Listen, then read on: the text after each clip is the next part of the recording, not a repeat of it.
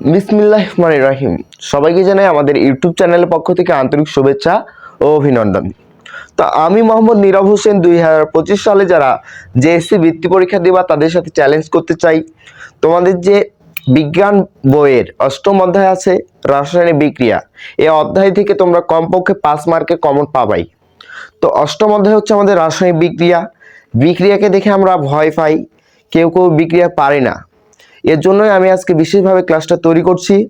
তো যারা আমরা বিক্রিয়া পারি না বা সমস্যা আছে তারা বিশেষভাবে ক্লাসটা দেখব এবং খুব মনোযোগ সহকারে দেখব, প্রয়োজনে বারবার দেখব। কেননা আজকের ক্লাসটি তুমি যদি মনোযোগ দিয়ে দেখো তাহলে আশা করি তোমার বিক্রিয়ায় কোনো সমস্যা থাকবে না। তো চলো শুরু করি। আমাদের বইয়ে বিক্রিয়া সাধারণত 5 ধরনের দেওয়া আছে। নাম্বার 1 হচ্ছে সংযোজন, 2 নাম্বার হচ্ছে বিয়োজন, 3 নাম্বার হচ্ছে দহন, 4 নাম্বার হচ্ছে প্রতিস্থাপন, 5 নাম্বারটা হচ্ছে আমাদের আরেকটা হচ্ছে প্রশমন। কেউ কেউ এটাকে আবার প্রমোশন বলে থাকে, কিন্তু এটা প্রমোশন হবে না, এটা হবে প্রশমন। তো চলো শুরু করি তাহলে। আসলে বিক্রিয়াটা কি? বিক্রিয়া মানে হইল একটি মৌলের সাথে আরেকটি মৌল যুক্ত হয়ে কোনো আরেকটি নতুন পদার্থ তৈরি করা। এটাই হলো বিক্রিয়ার মূল কাজ। ঠিক আছে, যেমন আমরা এখানে যদি দেখি এই যে Na প্লাস Cl2 কি উৎপন্ন হবে? NaCl, sodium chloride. দেখো এই যে এখানে আমাদের Na সোডিয়াম প্লাস ক্লোরিন দুইটা কি যুক্ত হইলো, প্লাস দেওয়া আছে তাহলে কি অবশ্যই যুক্ত হবে। সমান কি হয়েছে, বা এখানে তীর চিহ্ন ব্যবহার করতে পারি। কি হয়েছে? NaCl। দেখো এই জায়গায় কি হয়েছে, দুইটাই কি হয়ে গেছে আমাদের একসাথে যুক্ত হয়ে গেছে। আবার দেখো কি একটা নতুন পদার্থ তৈরি করছে, তাই না? কি একটা নতুন পদার্থ তৈরি করা নাই। দেখো এই জায়গায় এই যে এগুলা যেগুলা বিক্রিয়ায় অংশগ্রহণ করে তাদেরকে বলা হয় কি? তাদেরকে বলা হয় বিক্রিয়ক, তাই না? তাহলে এখানে আমাদের সোডিয়ামও বিক্রিয়ক আবার ক্লোরিনও বিক্রিয়ক। তাহলে এখানে বিক্রিয়ক কয়টা?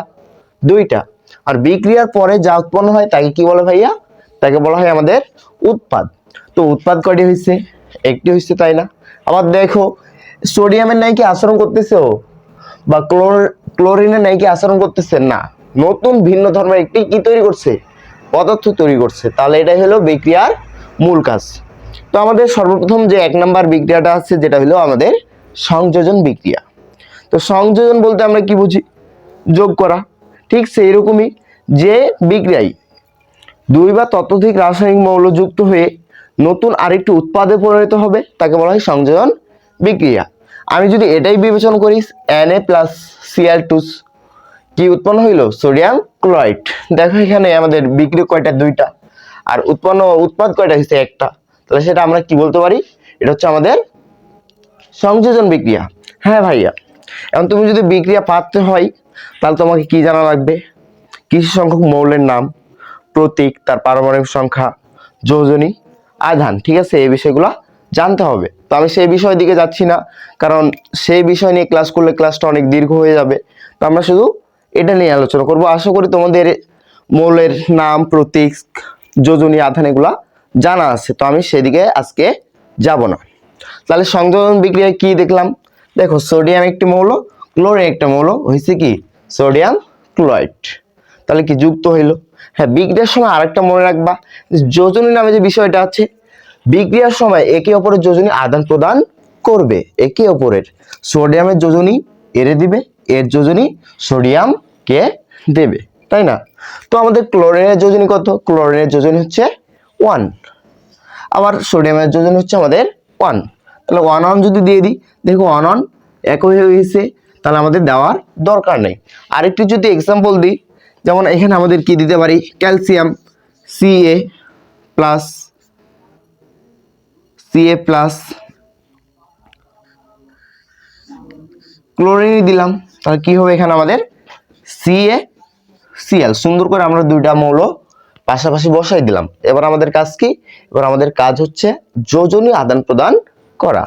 তাহলে এই যে ক্লোরিনের যোজনী আমরা একে দিব, আর ক্যালসিয়ামের যোজনী আমরা একে দিব। ঠিক আছে, তাহলে ক্যালসিয়ামের যোজনী হচ্ছে আমাদের কত ভাইয়া? জানা নাই? 2। ক্যালসিয়ামের যোজনী 2, তাহলে এর দিলাম। আর ক্লোরিনের যোজনী কত? ক্লোরিনের যোজনী 1। 1 কি আমাদের লেখার দরকার আছে? না, লেখার দরকার নাই। তো বোঝা গেছে সংযোজন বিক্রিয়া। ঠিক আছে। এবার আমাদের দহন বিক্রিয়া, দহন বিক্রিয়া খুব একটা ইজি বিক্রিয়া। এটা বাতাসের অক্সিজেনের সাথে বিক্রিয়া করে কিসে পরিণত হবে, আমাদের অক্সাইডে পরিণত হবে, সেটা হচ্ছে আমাদের দহন বিক্রিয়া। আমরা যদি এরকম দেখি যে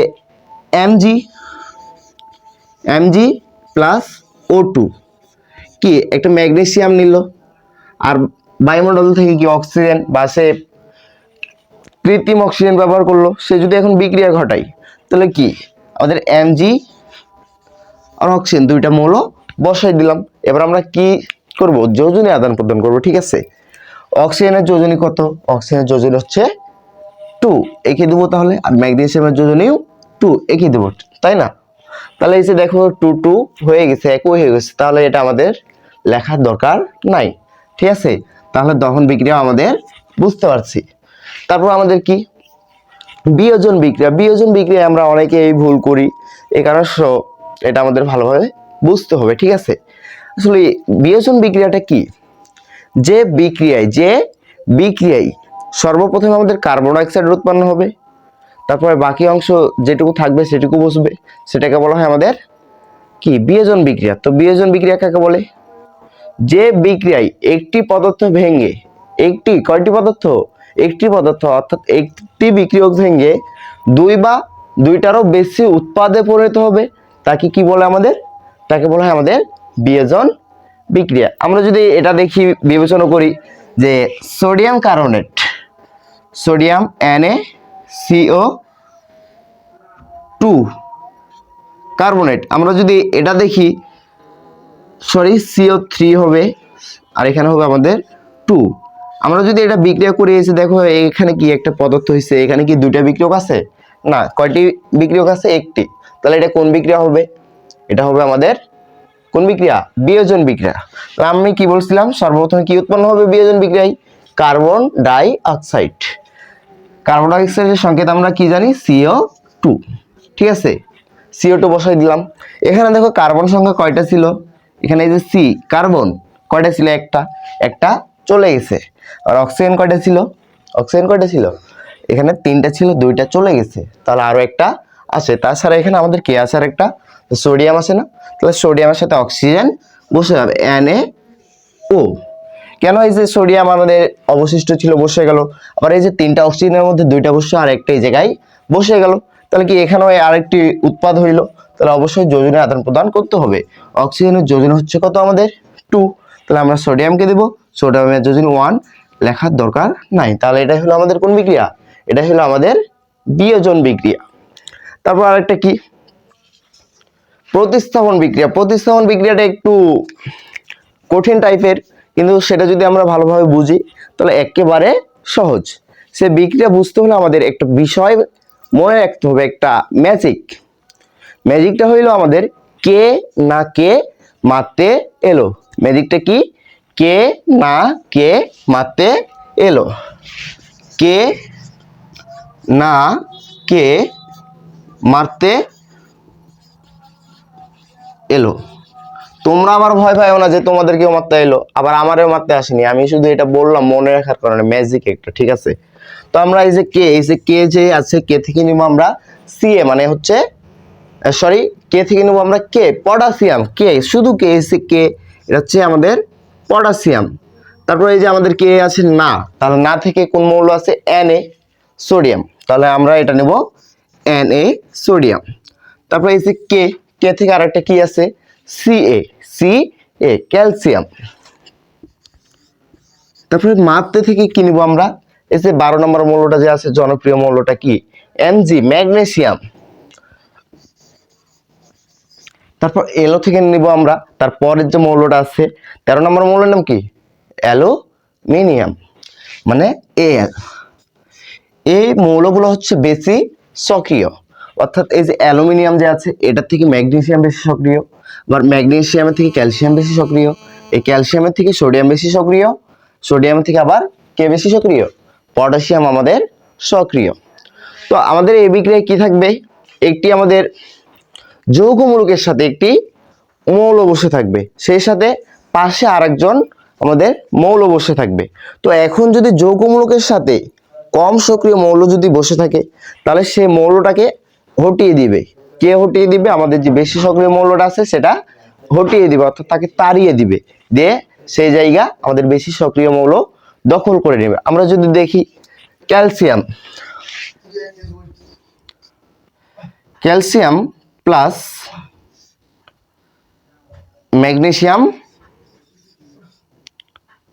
সালফেট SO4, SO4 সালফেটের সংকেত হচ্ছে SO4, যোজন হচ্ছে 2। তো এই যে ম্যাগনেসিয়ামের যোজনে 2 এরে দিছে, আবার সালফেটের যোজনে 2 এরে দিছে, তাহলে 2 2 লেখার দরকার নাই। এখন কি উৎপন্ন হবে? দেখো তো এই যে এখানে আমাদের আছে ক্যালসিয়াম, এখানে আছে ম্যাগনেসিয়াম, তাই না? তো এখানে দেখো তো কে বেশি সক্রিয়, ম্যাগনেসিয়াম বেশি সক্রিয় নাকি ক্যালসিয়াম বেশি সক্রিয়? দেখো তো এই জায়গায় আছে ম্যাগনেসিয়াম, এই জায়গায় আছে ক্যালসিয়াম, তাহলে আমরা ইজিলি ভাবে বলতে পারছি কি ক্যালসিয়াম বেশি সক্রিয়। তাহলে কি ম্যাগনেসিয়ামের জায়গায় কে বসবে? আমাদের ক্যালসিয়াম বসে যাবে। তাহলে আমরা কি দিতে পারি বিক্রিয়াটা?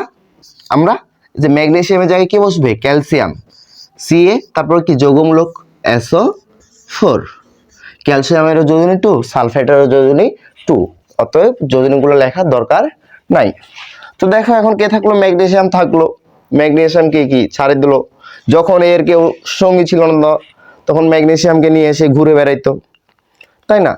যখন তার প্রকৃত বন্ধু বা সঙ্গী চলে আসলো তখন এরে ছেড়ে দিল। দেখো এটাই বাস্তবতা, এটাই হলো স্বার্থ। এখানে কি হবে? এখন কে বসবে? ম্যাগনেসিয়াম আমাদের বসে যাবে। তুই যেখানে মন সেখানে যেতে পার, তোর এখন স্বার্থ শেষ হয়ে গেছে, তোর আমার দরকার নাই, ঠিক আছে? আর এটা কোন বিক্রিয়া আছে ভাইয়া বলো? কয়টা হয়েছে? 4টা হয়েছে, আরেকটা বাকি আছে, কি বলো? এটা হচ্ছে আমাদের কি প্রমোশন নাকি প্রশমন? প্রমোশন না, ওটা হচ্ছে প্রশমন। প্রশমন কি? প্রশমন মানে হইল যে বিক্রিয়ায় অ্যাসিড বা অ্যাসিড ক্ষারকে প্রশমিত করে লবণ ও পানি উৎপন্ন করবে, সেই বিক্রিয়াকে বলা হয় কি আমাদের প্রশমন বিক্রিয়া। আমরা যদি এখানে দেখি,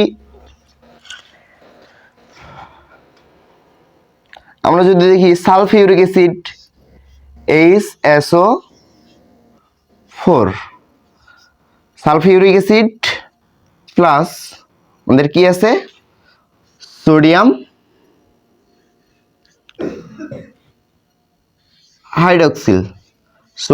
হাইড্রক্সিল, এটা কি করতে বলছে? প্রশমন বিক্রিয়া করে দেখাইতে বলছে। দেখো এই যে আমাদের কোন যৌগমূলকের সাথে বা কোন মৌলের সাথে যদি হাইড্রোজেন মৌল আগে বসে তাহলে সেটা কি হয়? অ্যাসিড হয়। তাহলে কি এটা এসে H2SO4, এটা কি একটি অ্যাসিড, যের আগে বলা হয় সালফিউরিক অ্যাসিড। আর এই যে দেখো কোন মৌলের সাথে যদি OH থাকে তাহলে সেটা কি হয়? সেটা ক্ষার হয়। তাহলে NaOH, এটা কি একটা ক্ষার। আর আমি কি বলছি? যে রাসায়নিক বিক্রিয়ায়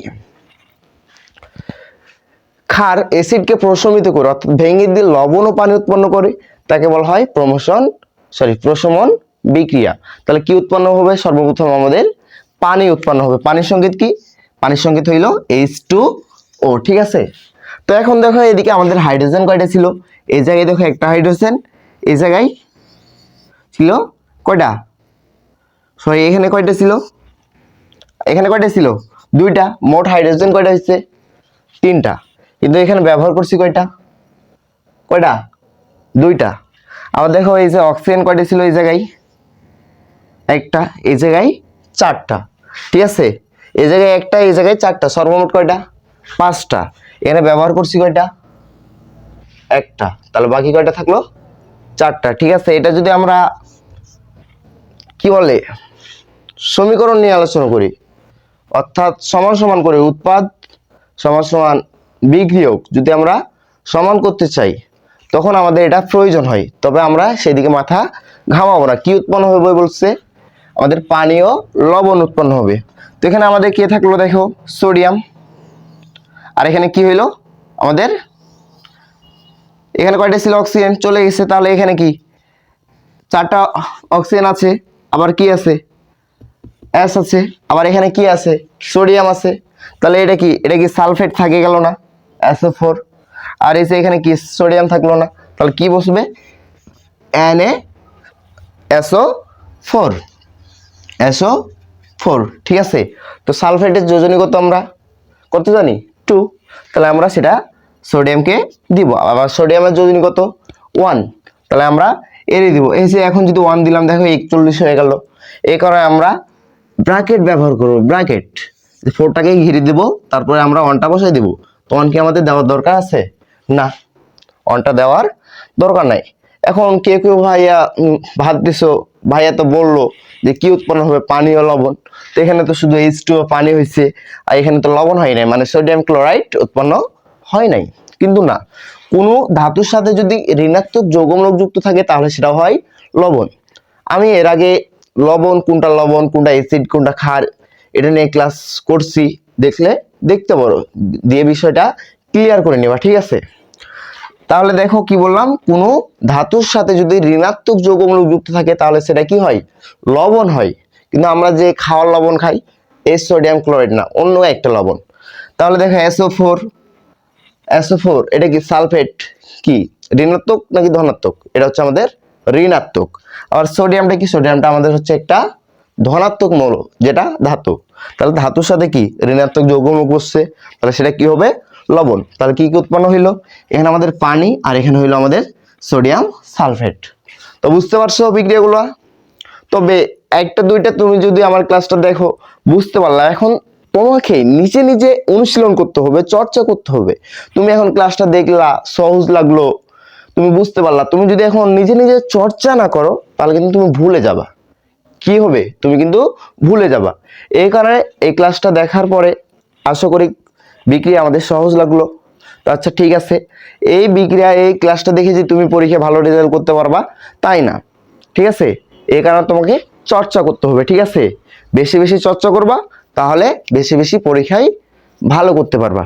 তো আজকে এই পর্যন্তই, সবাইকে আবারও সালাম, আসসালামু আলাইকুম।